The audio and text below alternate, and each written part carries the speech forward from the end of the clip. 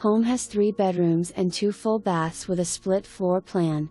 Kitchen has nice counter space, cabinets and pantry with good space to have your family meals. Backyard is fully fenced with an recently installed deck that was added in 2020. Street that does not get a lot of drive-through traffic. Benton School District. See agent remarks.